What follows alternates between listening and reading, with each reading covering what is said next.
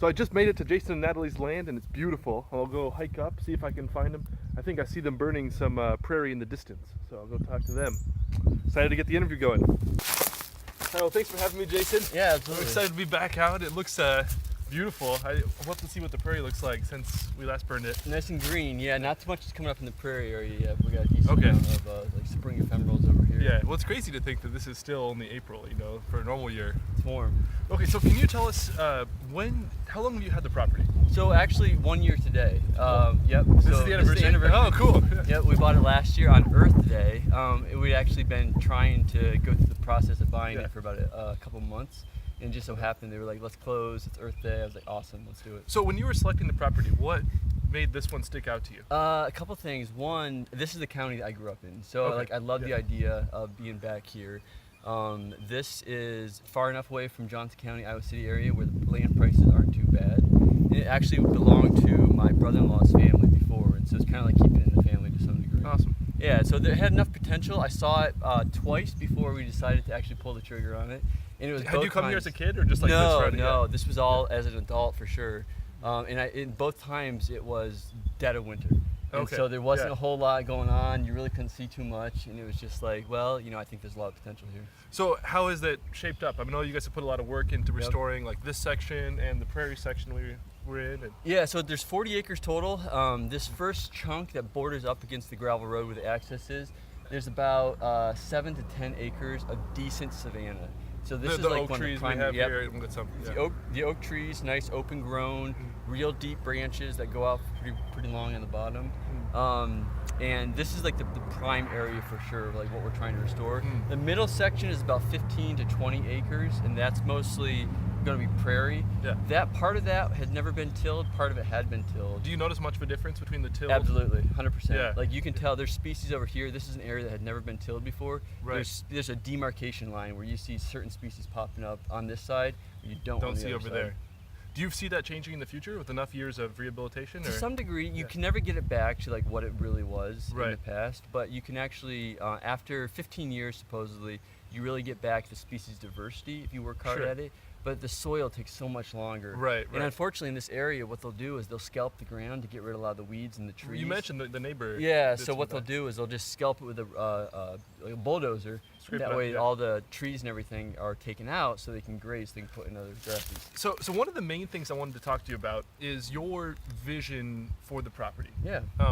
Do you want to, so as I understand it, you want to restore it to a native state, as native being defined before the settlers came. Yeah, pre-settlement. So before the European settlers came to Iowa, obviously Native Americans lived here. But around 1830s is when the European settlers came to Iowa. Okay. And so the idea is that this landscape looked dramatically different. Iowa has one of the most disturbed landscapes across the country. Right, we have what, like 0.01% of native prairie left. This is probably... It's not just native prairie, but it's also like the timber is completely different. It's all second growth timber now. So you don't have any of the old growth timber. Right, except for maybe that tree over there. A couple trees, yeah, exactly. And there's like 1 or 2 landscapes in Iowa and northeast Iowa where they have never cut the trees. Okay. And it's just like a completely different thing, right? Right. And so it's one of those things where I want to take it back to, it's the pre-settlement time period where fire really dictated what grew there. Which was a Native American... They did use it, absolutely. So they would like clear areas with fire.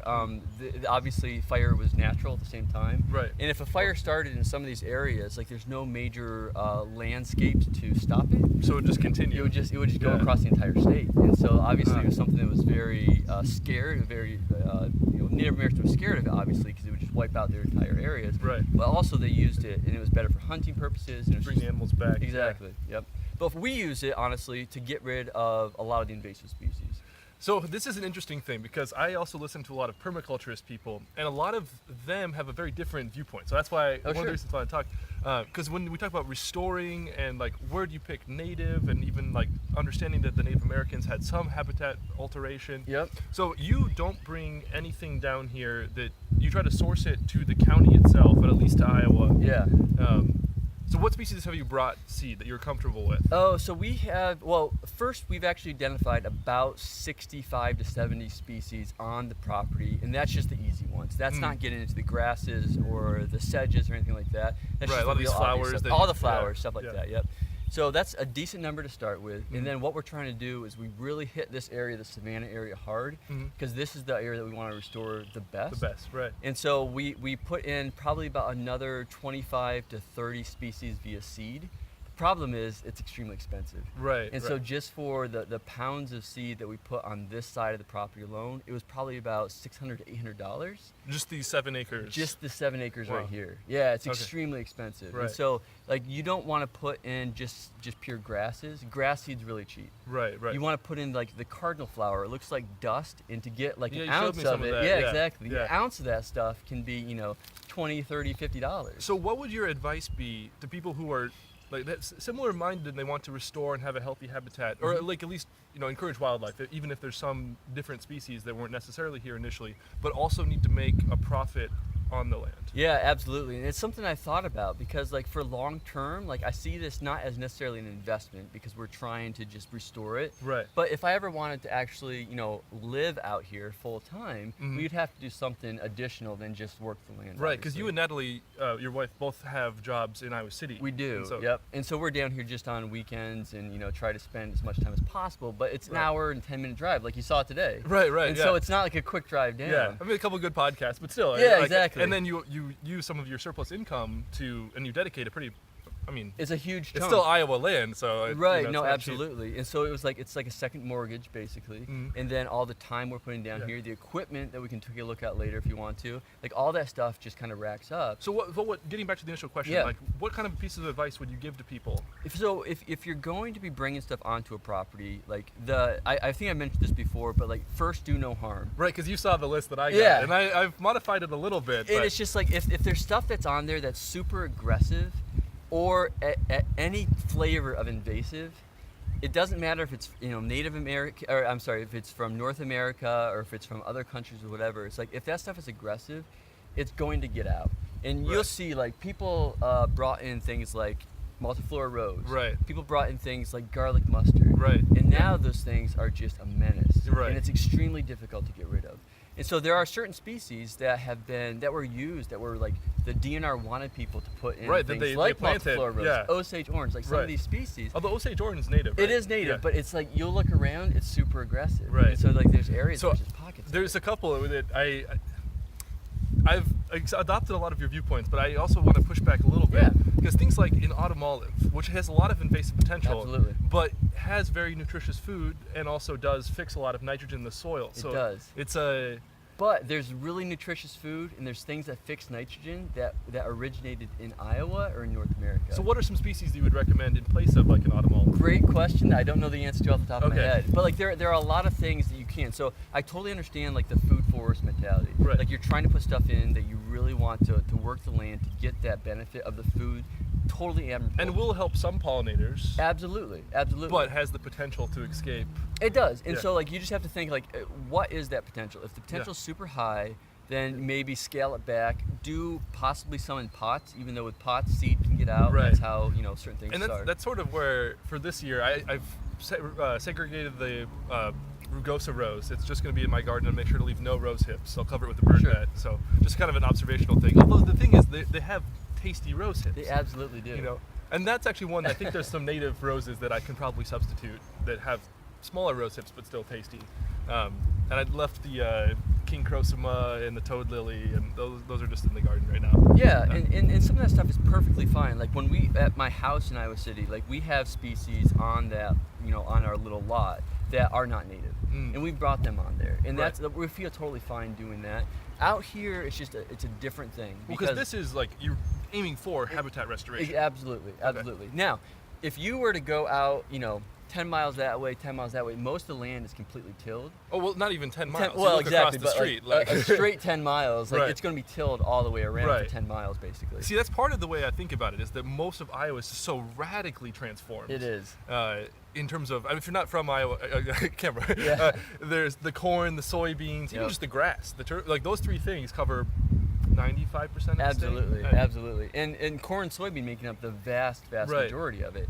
And so the difficult thing is, like, if you were to restore a prairie on just complete disturbed soil that had been a field. Which is what the field at my parents' place. It's actually just clay now. You look in the forest and it's completely different strategy for what I'm trying to do out here. Because you have some basis here for restoration. Yeah, exactly. And so like I have to put, there's a different approach, and there's great books out there about like if you're starting from A, do B and C. If you're starting from D, you need to go back and like you need to hit these things first. So if you're starting with just like pure soil, completely different strategy. Sometimes it's a little bit easier, sometimes it's much more difficult. So it really depends on the approach that you're going to take.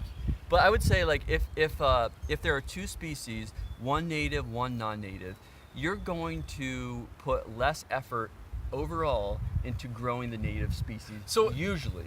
Yeah, the thing that's Paul Wheaton brought up a good point that's sort of circular logic, because it's like we can't plant invasives because they're too adapted and they'll take over. Correct. And then there's also the like sort of mutually exclusive idea that natives have the advantage and they'll grow best in the site. They generally do. Kind of, it's difficult, right?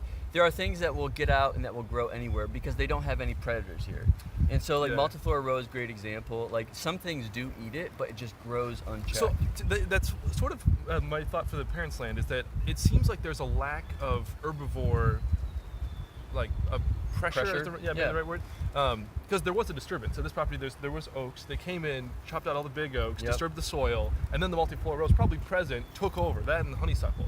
So it's a briar patch now. But I think if you brought in, say, goats to trim them down, then some pigs, some chickens, and then hook them off so that the forbs could come back. It just seems like there's a lack of herbivores to manage it. Absolutely. And so, again, humans created that situation from the beginning. And so, like, obviously, the trees that were there, the plants that were there, they were all removed. And then they put in what they wanted to. Now you're going back and you're putting something else in. So better than corn and soybean. You're not doing a monoculture. Right, no, it's definitely a polyculture. So it's a fantastic thing what you're doing. But you still need to bring something back. So, like you said, goats. Goats would be phenomenal on a property to get like through that. the woody stems. I would love to have goats out here, but we're not down here enough. We don't have we can't manage them necessarily. There are people that do, and like the company that I have, like we actually had goats for a short period of time with the prairie restoration. But it was just extremely difficult to try to manage that. You have to have someone that's really dedicated to doing it, and I wasn't doing it full time. So like having goats down here would be a phenomenal option. I mean, because what you used to have bison, the buffalo, the buffalo. You had elk. You had deer. We still have deer. It depends how far you want to go back too, right? Because if you look at the megafauna extinction, I don't know if you've read anything about that. I read the Ghost of Evolution. So we talk about like the mountain tapirs, the woolly rhinoceroses, the mastodons. Within 10,000 years, a lot of those are even giraffes, like North American large herbivores that presumably humans killed off at some point. Absolutely. Well, like woolly mammoths, great example. Like they probably were killed off by humans. And so it's just like, all that stuff used to be here. Now, the plants have not evolved all that much, right? So oak trees have this incredibly long lifespan. So it's not like fruit flies, which like you can see these adaptations and like the quickly. Kentucky poppy seeds. Great example. The only thing that they used to actually go through the system of like a woolly mammoth in order to sprout. So there's like a lot of species that are like that now where they don't really do all that well. Like I'm planting pawpaws out here. We've had a conversation about that. Pawpaw trees native to Iowa have this amazing fruit. You don't see it anywhere. They're extremely difficult to get going. Well, and I think there probably would have been some patches because they can spread by roots, and then with the corn and soybeans, all the remnant patches would have been pretty much extirpated. Exactly. So that's part of the problem that we have with this property, honestly, is we put a lot of money into it. And there's a lot of return, and there's not, like, I don't want to grow something out here that isn't necessarily native, and so that's why we're trying, do pawpaws. But it's not like I'm going to make a fortune on pawpaws. By any means. And you could maybe collect seed, but that's pretty low margin and high. Very, very time consuming to do that. And so it's theoretically possible, but there are people that are they have prairie. Exactly. And so they have the ability to do that already. But so that's kind of our thing. We're really just doing it for the benefit of the property more so. And I enjoy it. Like when I'm not here, I think about it. Right? And I make plans about it, and it's my thing.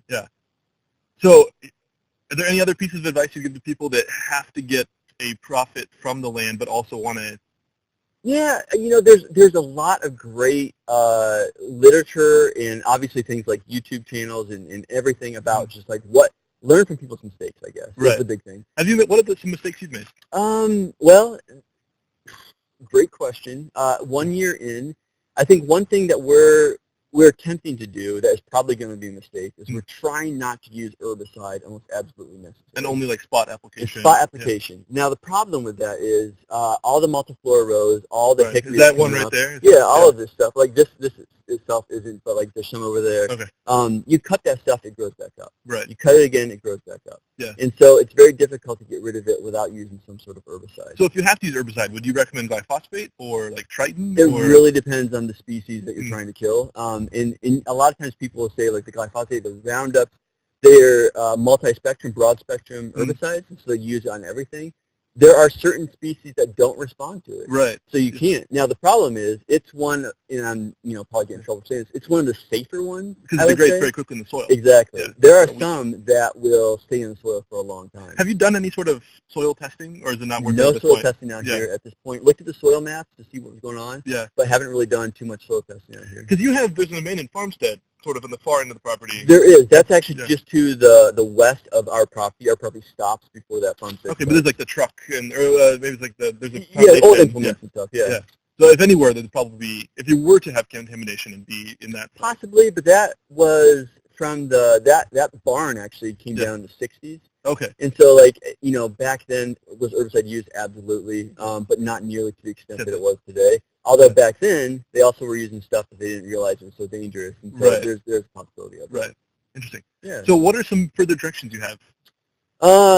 So directions in terms of like advice or like ways how we're going like to current projects on the current project. Yeah. Okay. So again, we're going to be starting on this section and really trying to get a lot of the multiple rows and tree growth down. The biggest thing that we did was we cleared out from around all the oaks. Oaks need like a lot of sunlight on the lower branches. If they don't have that, those lower branches will just die. And you said that there were a lot of cedars when you first came. Tons of cedars, and so you wouldn't be able to see the trunks of most of these trees because they were just completely ringed by cedars. Yeah, and I came after that point, so I just thought the beautiful trees. And that's actually what I'm working on today. Is there's another oak tree that I haven't really worked on, and it was just ringed with cedars, and those lower branches were getting infiltrated by them. And so a lot of times you'll see oak trees that have low branches that are dead, and it's generally not because the tree is old, but it's generally because there was a lot of growth around it. I want to jump back one half step.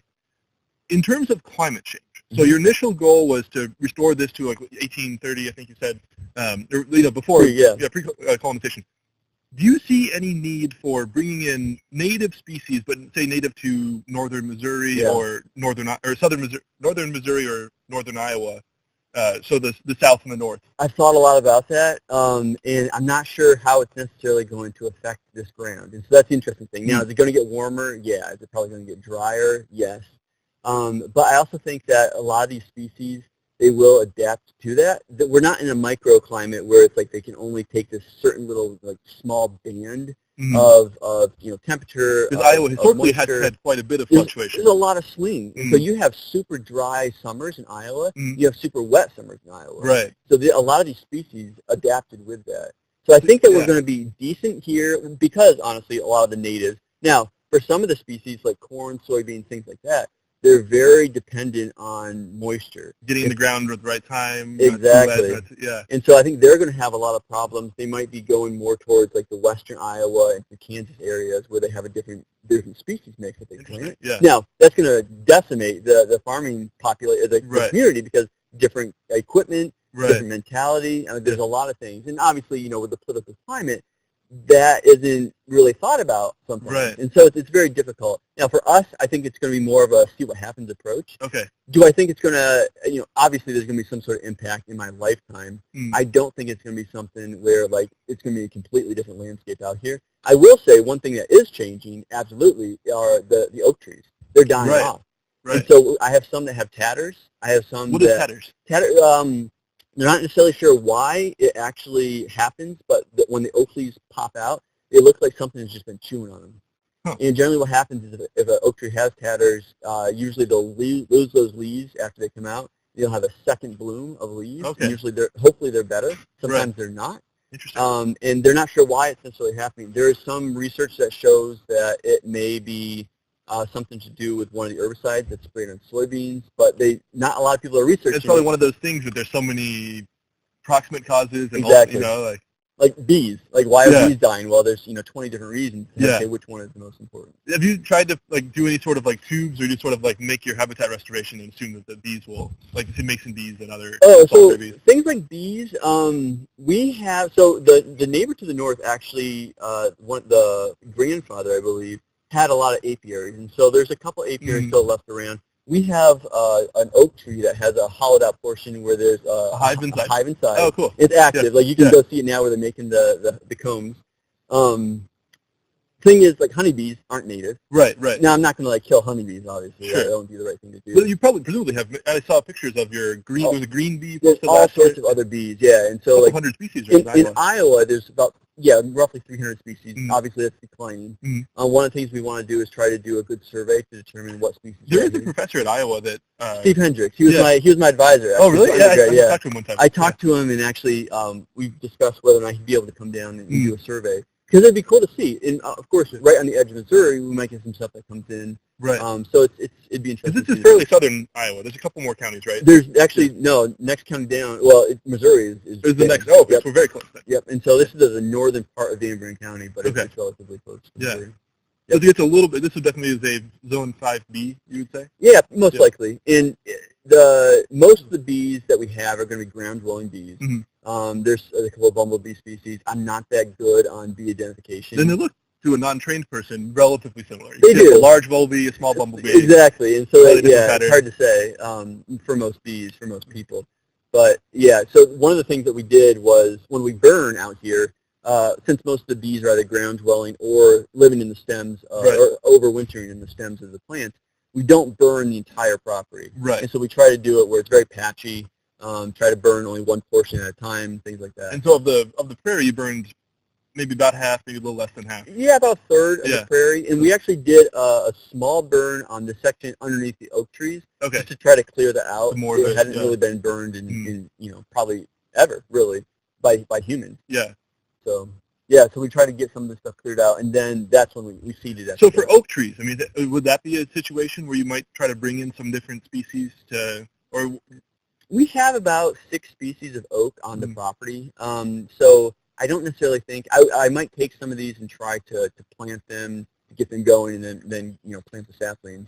But there's pretty much one age, or very adult trees, and at least in this field. There is most of the trees that we have. Most of the oak trees are between 90 and 300 years old. 90 and 300, 200. Yeah. You estimate that based on the. Yeah, so you can take the diameter at basal height, so chest height, you get the diameter of the tree, and then for white oaks, you actually multiply that. These are mostly white oaks, So bur oak, white oak, swamp white, all in the same family.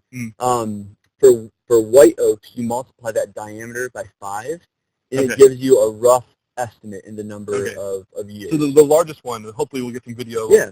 Actually, I can take with this one at least. About 300 years old. Roughly 300 years old. It's tough to say because that one actually has 2 stems. Okay. And so it's difficult to say where that is. And it's not worth it to dig up, put a hole in it. I've never cored trees just because I don't want to introduce that factor. Yeah. But so most of the oaks are actually doing pretty good this year. Last year, some of them the leaves didn't come out. Are those ones coming out? They are. Okay. And so I think that, just helping them get a little bit more sun on the trunk, sun's on the limbs. Hopefully it's helping it out. But that's the main thing right now that we're really trying to, that's our keystone species, if you will, are the oaks. The oak savanna. Yep. Yeah.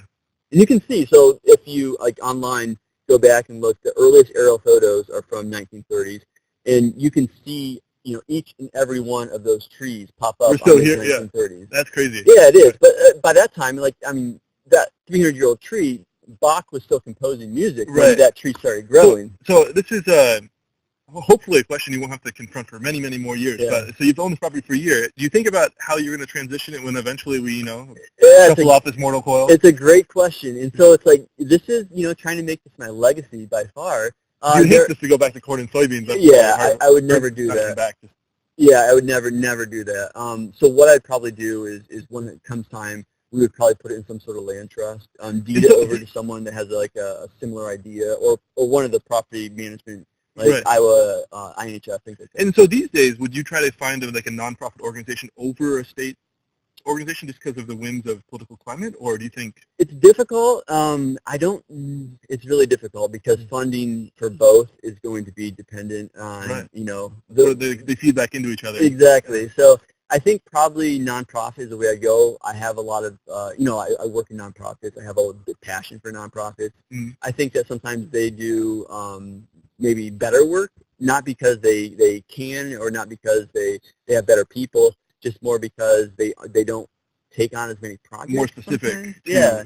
So exactly. You work in education, and it's maybe something that hasn't come out in the video yet, but do you see any educational opportunities on the property? So yeah, that's one thing I would love to do actually is get kids out here to show them. I grew up, like I said, grew up in Buren County, grew up in the country, and what I did was I after school I'd go out walking. I'd go out into the fields and streams and things like that, and I was always outside. I think that is lacking right now in youth. I think there's a lot of for some. I think there's a lot of screen time for kids now, and I totally get it. Like I work with programs where kids are actually working on computers, things like that.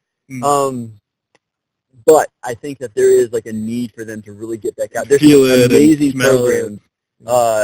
Zach Wiedemeyer Taproot program is a phenomenal program where it's getting kids back out into nature, showing them like this is what it really means to be like living in Iowa. Right. And I think that the more you can do that, it's better. It's also difficult to manage, and so like trying to get that all the insurance stuff. It's something I'd like to do, but just haven't really delved into it. And you don't really have too many facilities. I don't know how much you're planning to build here, but yeah, right now 0 facilities. It's just completely as is. There's no water, electricity, anything like that. And so it'd be something where it'd be like day trips to show like what some of the restoration techniques are. There's stuff on here that kids would love. I think they would love, but again, it depends on the kid. Oh so. Yeah, sure, 99%. I'm trying to think. Oh, so do you see any role for augmented reality in the natural setting like this? Ooh, good question. So bringing technology out here. In the sense that, like, say, if you didn't know that was a mayapple. Or Yep. So I think that, so actually, we've done some stuff, especially with birds. There's, like the Merlin bird app, things like that. My wife has gotten more into the birding than I have. Sure. But utilizing things like that to determine what the species are. Species identification is probably the biggest thing. Right. In terms of like the other ways that you could use some of the augmented reality, I don't know what it would necessarily be. I think there is definitely going to be some sort of technology that could be helpful out here.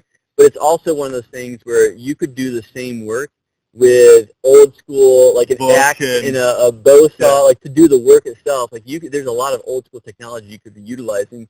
The way that I identify most species is through books, and then I like verify by going online and like, checking what other people have found. You have a relatively active online presence for the property where you post a lot of images. Post some photos, there are people that do things like this, and I think that's a great service to be able to show people that, learn from them. All 15 of my subscribers exactly. really appreciate it. But I just haven't done that as much. It's just not something. Mostly mine's like posting photos of like, hey, this is the species, and here's a little cool fact about it. Which I appreciate. Do you mind if I maybe put some of the photos? On 100%. Yeah, anything that you found that I posted, go for it. And usually there's little facts that no one has ever heard of. It's not like I know this stuff just off the top of my head, but I research it and I try to find that little thing. Like species, this butterfly species that overwinters here, or whatever maybe the life cycle is a little bit different, or this plant was used by Native Americans for whatever. I think it's kind of cool. It gives people a little bit more of a way to connect with the plants. Right. And so I think that helps them a little bit. Yeah. I noticed some gooseberries and stuff around. Have you eaten many things from the property? There's way too many gooseberries. Gooseberries is a great example of it's a native but aggressive species, and so like along the creeks, it's full of gooseberries. I ate some gooseberries last year. Didn't like pick them for any particular like harvesting by any means. Found one morel mushroom last year. Haven't found any yet this year. Do you think that's why do you think that is?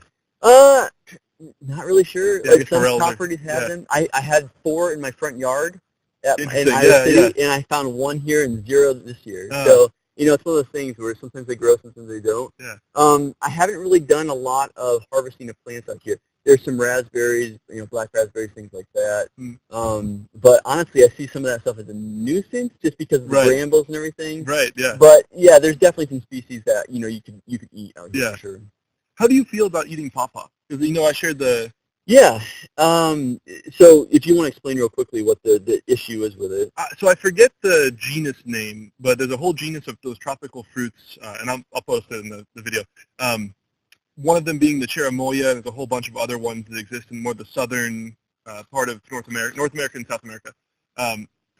They all have a very, very subtle neurotoxin, and I'll post the name of that specific neurotoxin. And it's been associated amongst populations that eat a lot of it over many decades with a higher incidence of non-typical Parkinson's disease. So Parkinson's disease, it doesn't respond to L-DOPA treatment. And it's not well established. It's only recently established that the pawpaw even has some trace amount of it. It's not well established how much, and that varies between species, nor what the threshold for harm is. Right. It's just one of those things that it's good to know is people just don't eat very much pawpaw. Exactly. So my theory behind that is, I think you'd have to have a lot of exposure, like chronic exposure. And that's where there are populations that eat a lot of this type of fruit, over decades. And I think that it probably wouldn't be something that it would be an issue for me, simply because I don't plan on supplementing my diet strongly with any sort of pawpaw. And most people that buy it, it's more of a novelty type thing. It's something they've never tried before. Hey, it's kind of cool. It tastes. It's delicious. It is delicious. Some people hate it. No, some people are stupid. Some people love it. I'm one of the people that really likes it. And cherimoya the same way. I had one in Chile and it was delicious. Yeah, so it's one of those interesting fruits that no one really knows about, even though it's native. And I don't anticipate that it would be a problem. Now, that being said, obviously don't want Parkinson's, and it's just if I can reduce my potential for getting that, but you also have to live, so it's a weird... Yeah, and it's one of those, it's a great species for particular butterflies. So I planted 200 seeds last week. I have and certainly the more. toxicity is totally independent of its role as a habitat tree. Exactly. It's a native tree, animals eat it. 100%. And so it's one of those things where I'm trying to get it back on the property, but I wouldn't supplement my diet to a strong degree because of that research. So I'm not too concerned, I would say. Interesting. Are there any sort of white whales or things that if you see them on the property will sort of just give you a lot of satisfaction that you're kind of shooting for? Yeah, absolutely. So there are a couple species of plants out here. Ruin anemone is one of them that grows in pretty decent habitat. And is that what this is? Or is no, this is actually spring beauty. But there's quite a bit of ruin anemone in the creek area. There's Dutchman breeches. Those aren't super rare, but it's just, again, it's quality habitat. You'll find those. And that's the kind of stuff that even in habitat, habitat in Iowa is being degraded by garlic mustard and rose and. Yep.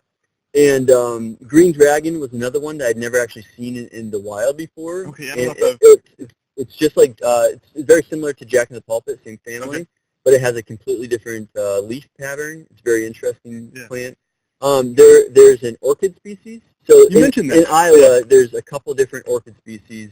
Nodding lady tresses is the one that we have. It's the most common of the orchids, but any orchid, it's so I keep a lookout. Those are almost gone in Iowa now because the wetlands are just sort of non-existent. Exactly, and so there are some areas, very few areas, and unfortunately, people try to replant them, so dig them up and replant them. It's actually illegal to do that with some of them, like the lady slippers.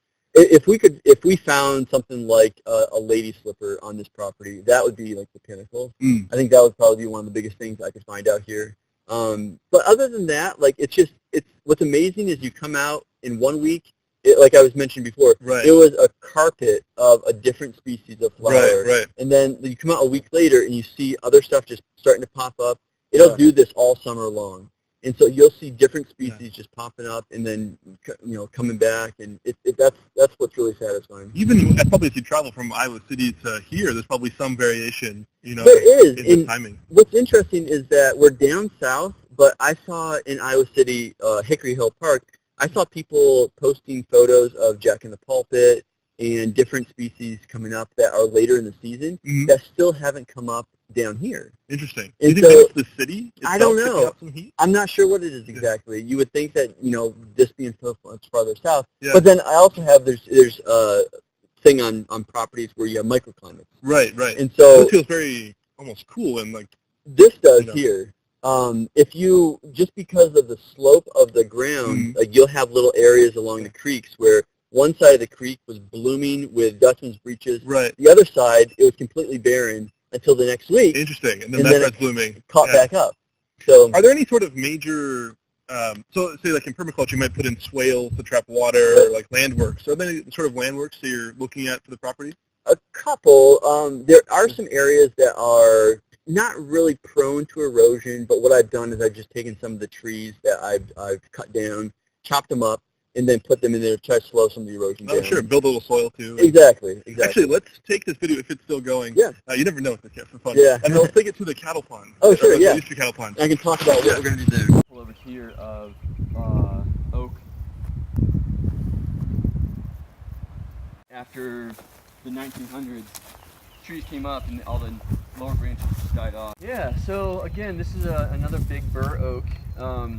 And this area here, when we first came in, it was just overgrown completely with multiflora and cedars and a couple other different species. And so we burned this winter. We did burn this, late yep. winter. And so it's coming back pretty nicely and green. You know, there's definitely some multiflora and stuff in it. And I actually hit this with a mower to try to knock some of it down before we burned it. And you said that long branch died because it was overcrowded? Yeah, it's if there's not enough sunlight on a branch, then a tree will actually just stop leafing out on it. And it's dead right now. There are some that will come back, and so some lower branches will come back. But this is actually one of the longest branches, longest low oak branches that we have on the property. The other one right here is alive, and I think it's almost longer. Yeah, that's big. It extends through that second tree. It's all the Dutchman's breeches, but most of them are all, the plants are all... Is this purple flower phlox? That is Sweet William. Sweet William. So we're in the prairie section now. Yeah, it's Savanah, prairie. I mean, this is all, it's the only reason that it's not all Savanah is because the oaks were taken out. Jason, can you tell us about this multiflora rose? Yeah, so this is that invasive species I was talking about before. It's very similar to a native rose, except that they're super, super aggressive. These things will grow so that these stalks will be, an inch and a half in diameter almost. And they're just full of thorns, so it's very difficult to get through. They're very common in areas that are grazed because cows don't eat them. Goats do eat them, so it's a good way to get rid of them. But the problem with it is you can't just cut it. It has a deep root system. So if you just cut it, what you're going to have is these are the first year growths. So this was burned over. These all died off, but it was just top burn. So obviously it's not going to kill the stuff that's in the soil. So it'll pop back up, and this plant will be just as large after 1 year of growth. So the best way to get rid of it would be to do something like burn it and then go back and spray this area with an herbicide. But again, trying to reduce that, and there's hundreds of them, so it would take quite a bit of time to actually try to reduce them. See where I haven't touched this stuff. So this is the fence line? So you can see the fence? Yeah, those trees, are those Osage orange? A lot of these are, yep. Most of these. And those are native, but you are not a big fan of them? Not a huge fan, and they really wouldn't be up here in the prairie area normally. They would be able to go straight through forest with no problem, and they would be able to go, 2 teams across and not have to stop and work their way around. You can't go through multiflora rows. This is a great example of a huge multiflora rose up here. Oh, that's massive, yeah. Yeah, this is a huge example of multiflora rose. And again, you can't walk through this. It's just so full of thorns. And again, cows wouldn't be able to go through it, and this wasn't here in the past. And so it was much easier to walk around in the Iowa woodlands in the past.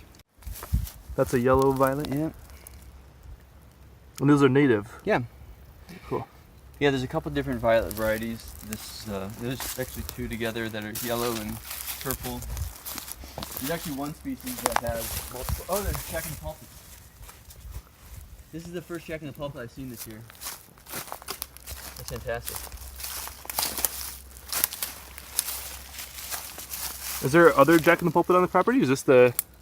So that green dragon is a similar Later. species.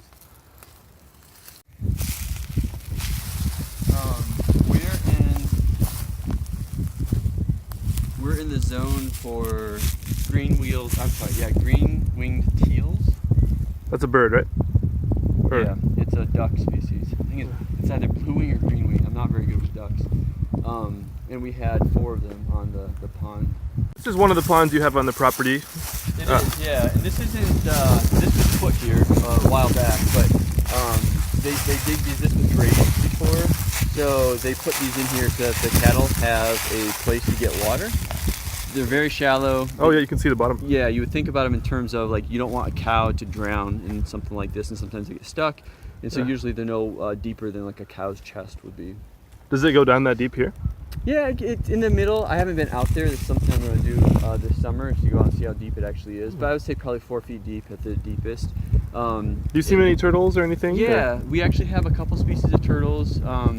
There's at least 2 snapping turtles that live out here. And there are, I think they're red-eared sliders. I'll have to check on the species of those. But we see quite a few of those actually. I wouldn't be surprised if we see some pop up. And that's actually one of this morning I found a dead baby turtle, and it was one of those. Which you said is disheartening but still nice because there's a breeding pair somewhere. Exactly. So we have turtles that are breeding, which is nice, but it sucks to find a dead turtle anytime. So other things, we've seen snakes, a couple snakes, don't know the species, again, terrible with that.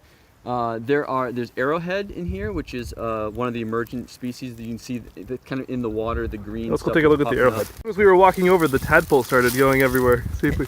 And what's amazing, I was here in February, the pond still had ice on it, and there were tadpoles already swimming around. So you said that this is arrowhead, which is amazing. So this stuff right here is, it's an arrowhead species, and you really can't see the distinctive leaves that are going to pop up. Would you eat the roots or? Yeah, so the tubers is what they used to eat, and so they would go. Native Americans would actually harvest it, and they would. And this is a native. I mean, obviously it's a native plant. Yep. Yeah. Interesting. Have you tried it? No.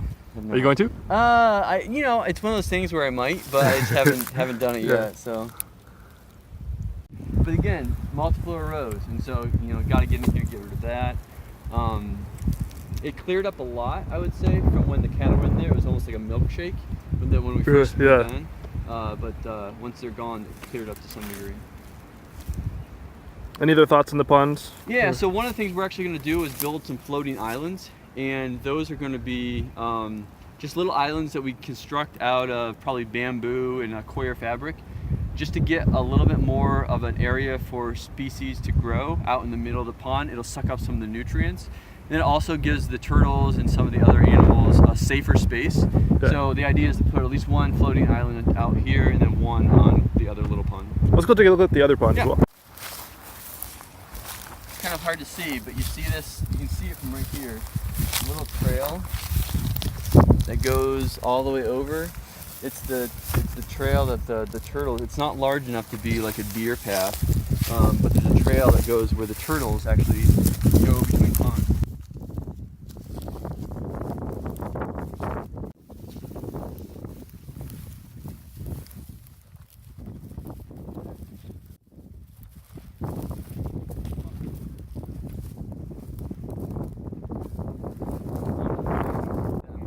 Actually, this is the low point, and a lot of it's beaten down where the cows had walked in the past.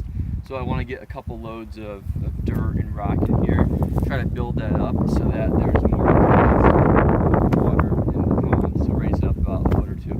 Would you pull it from the pond itself or just bring in dirt? Could pull it, that's a lot, it's a lot more different work. Yeah. The problem is going to be finding clean soil, because I don't want to bring in something that has a ton of garlic mustard or anything like that in it, so. Because the kettles just all use. And so there were cattle up until last year, is that? Yeah, until this time last year. Then it was my brother-in-law's cattle, and he took them off at that time.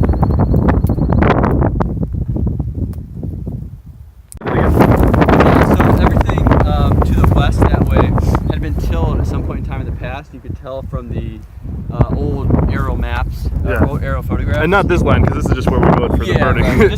This was the burn break. But right about the same area, right? Yeah, so it's over about where these trees are, but very, very close. So, tell me what you're holding. Yeah, so this is garlic mustard. This is one of the bad invasives that was brought over as a food source. Remember the mustard family? Very, very similar flowers to native mustards. If you look at those. If I can get it to focus. Yeah. It's so bad at focusing. Edible, so you can definitely eat the leaves. Tastes a little bit like garlic and smell like garlic. Yeah, it's tasty. It's just really vigorous. Very vigorous. There are areas near Iowa City where it's just all you see is just swaths of this white flower because it just overshadows everything else, so nothing else grows. And you said you took out several trash bags from this area. Yeah. So there aren't, luckily we don't have a lot of it here, but where you see it, you'll have 15, 20 square feet where it's nothing but garlic mustard. And do you think the reason you don't have quite so much as some places is the soil is less disturbed? Possibly. You'll find it often in areas where the deer will go through and they'll collect the seed with their hooves, obviously, and then just like track it around. So you'll see it along certain deer paths, things like that. I think that it doesn't have a toehold in here yet, simply because some of this area hasn't been disturbed, like you said. So we'll see what happens. Hopefully we'll be able to get rid of most of it. Jason, if I can get it to focus. How do you feel about mulberries? So again, mulberries are one of those species that edible, love eating them. They don't necessarily belong, I would say, in a lot of these areas. I leave some of them just because it's good food. I think they're both native and non-native mulberries, so it's difficult to determine which one is which, but I've been leaving for them for the most part. You said that if you were gonna build a house, this might be a spot. Yeah, so we're contemplating doing some sort of a tiny house, if you will, just to be able to stay out here for a little longer, a little more comfortably. This area is nice. You really can't see too much of the road or any properties, to the north of here. It has great southern exposure. It's on the northern edge of the property, so you get a ton of sun if you want to do something like solar. And it's a good example where it's a little bit protected from the wind. We're in a little bit you can feel it. It was really loud in the center. So like a 6,000 square foot. Something mega mansion. Yeah. And what are these again? So this ladybug species here is native to North America. There's so many that aren't, but this one is called the 12-spotted ladybug, and it actually eats pollen as well as things like aphids. So which presumably is why it's on the flower right now. Right. And so last week there were some flowers out here that would have 30, 40 Yeah, I see a couple other them. ones over in these flowers. But it's one of the only ladybug species that isn't purely carnivorous, eating aphids. And you think that these were released as like a pest control? Or do you think these are probably native? There isn't a lot of biological control that's done in this area. Just like, yeah. So they most likely are native. So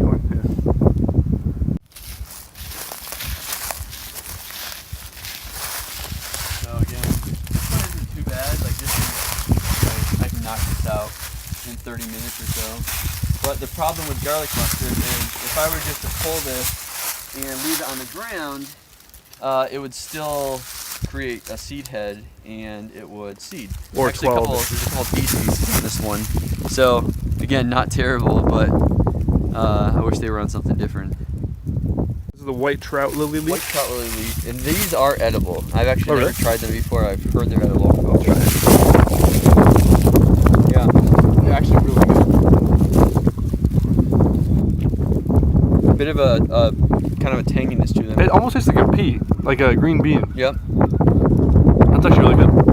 Here's this seed head that's developing. This is the flower that obviously has gone to seed now. Of the white trout lily? Yeah. Nice. And then it looks like most of them have one leaf. Is that? No, there's usually two on a stem, but maybe one hasn't come up yet? Yeah. Well, these are all. Oh yeah. So some of these have been flowered out, some haven't. This is actually Rue anemone, that I was telling you about that I was so happy to have. It's a bad example because there's only one little leaf. I have some that are in huge patches. But it is a very delicate flower. And it's different than the Prairie Pride, or what do you call it, Spring Bounty? A Spring Beauty. Spring Beauty, yeah, this is definitely different. The leaves, totally different. There's another species that is very similar to this, but it only has one flower per stalk instead of multiples like this. So it's pretty easy to identify. Once you see that, you see it quite a bit out here. But this is the baby turtle. It's not living, guys. That's what I found this morning. Unfortunately floating. you're gonna take this home and eat it up? Yeah. It's starting to get a little slimy. What kind of turtle do you think this is? So I think this is, I think they're red-eared sliders.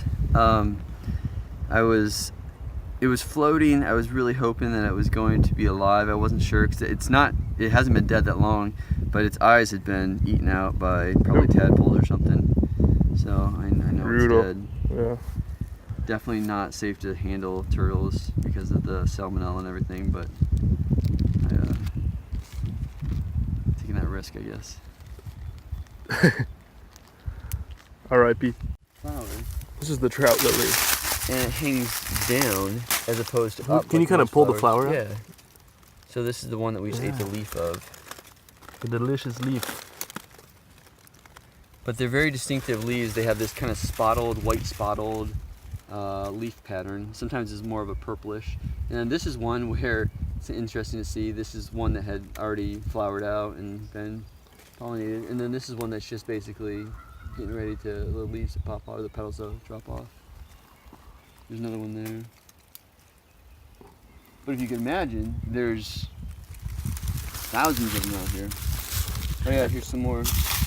And this would be the type of flower that garlic mustard really smothers. Absolutely, yeah, native flowers like this. They're so short, they can't compete with garlic mustard that can really get up to 3 feet tall.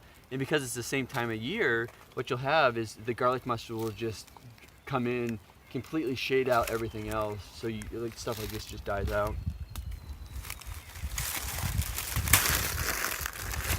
So this is burning some of the cedar trees that you found. Yeah, cedar and the hickories that I'm cutting out. From that tree over there? Yeah, I save anything that's big enough that I can use for wood, for construction, or firewood in the future. And then all the slash I just burn. Well, good. So we're gonna get the age of this tree, or the approximate age. Approximate age. This is actually a tree that has a little burrow in the bottom of it. Oh yeah. These tape measures are specific for this purpose. And it'll tell you just regular tape measure on one side. The other side is actually, we'll take the diameter based on the circumference, so you don't have to do the math. Oh really? Yourself, Oh, that's cool. Which is kind of nice. It's a really quick way to do it. So generally you find a part of the tree that isn't necessarily like really low over here or really high like on the other side. Try to find something that's kind of in the middle. Really think about where your breast height, so about this height. It doesn't have to be too technical. You also have to think about the fact that there's like a lot of bark and stuff on this tree, and then they actually make it so there's a little bit of a pin, if you will, that sticks into the tree. You just mark it around, trying to stay roughly the same height if you can, and check it. And this one is 39.5 inches in diameter, so it is 10 feet 8 inches circumference, and that's about 39.5 inches diameter. So 39.5 times 5 is, well, if you think 40 times 5, so it's roughly 200 years old. Roughly 200 years old for this species. Yeah, for this species, again, white oak. So each species of tree, doesn't matter what it is, there's a growth factor, they call it. And so for some species that are really fast growing, it'll be low. Some species are really high, they're really slow growing. 200 years old. Yeah, would that be early 1800s. So this is a pre-settlement tree most likely. This was here prior to European settlers. And then what I actually,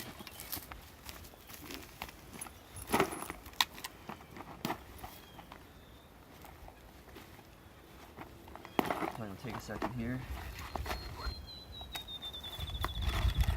So for all the trees, all the large oak trees, I mark them. So this is the 29th tree that I've done.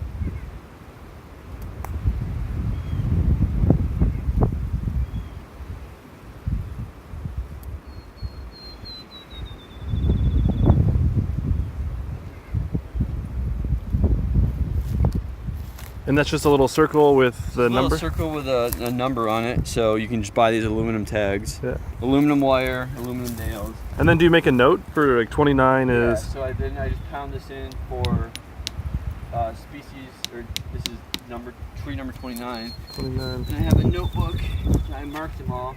And then generally what I do is I have a GPS that'll take the coordinate as well, so I can add them to a map.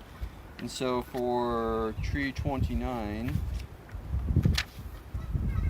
I just mark down the diameter at basal height, so 39 1/2, and then generally do the coordinates and the date that I took the recording on. There you have it. Really frilly leaf right here. Dutchman's breeches. Dutchman's breeches. If you've ever seen, there's a plant, a dicentra called bleeding heart. Yeah, it's a pink one, same, basically the same species. Same species or just? I'm sorry, same genus. family, same genus. Because those are not native, right? Those are not native. This species is. Log that came across, and I was trying to make a burn break, so I was chopping and putting it on one side of the creek. I'll do something eventually. Often what I'll do is I'll just make a big wood pile because it's good habitat for animals. So you won't leave it in the creek? Probably won't leave too much of it in the creek. I'll leave some, as you know, to slow it down. But if I ever want to burn, it's better to not have. Yeah. So wood that goes you've cleared over here, but over here, but not. You can really tell. Multiflora rose, a lot of gooseberry. Where sightings. Oh, sorry. This is where the tree decomposed, and it's really nice. I mean, it's all organic matter. Super nice. So I realized it as I was planting a pawpaw. What about ferns? Yeah, I love them. No reason. I mean, these are. It's one of those species that they're almost more than native. They grew up, well before any of the species here. So, big fan of ferns, I guess. This is toothwort. The flowers are either gone or they haven't come up yet, but it's a very interesting leaf pattern. Two different species that are on here. One was the first flower that came up, and then this is slightly similar called toothwort. So we have honeysuckle here. This is another invasive. It gets a lot of sun, and so there were species that were on this slope that were a week before the eastern edge over there. So you can see that they're actually connected, so it's like almost clonal at the bottom, where it's two oaks, and then there's actually a third one that's growing. Oh, that may not be an oak. That's definitely not an oak. So I'll probably cut this one out. Do you think there would have been a center tree, or just? I don't know. It's a good question. The twins? Yeah. And this one has the pretty long, low branch. It's still alive. So do you have any thoughts on May-apples? They're good. That's the only thought I have. They come up so quickly. Form nice little colonies. This is kind of cool. I got this picture of this oak tree during the burn. So it's nice to see after. Yeah, that's the one that I was trying to rake around during the burn. Okay. All right, well, thanks for giving me the tour, Jason. Yeah, absolutely. Always a pleasure. I'll see what we got on the video, and then I'm sure I'll be back out, and it'll be exciting to see how this progresses. Yeah, anytime, for sure. I think it's an ongoing process. It's never done by any means, but we'll see some progress as the years go on. So if you can give one thing to any random YouTuber who happens to be watching this, like a word of advice for today, like for their life now. Yeah, so I would say if you're interested in this type of stuff, there's probably people out there doing it that are nearby you. What we're doing in Iowa is going to be different than what people are doing in Michigan and Florida.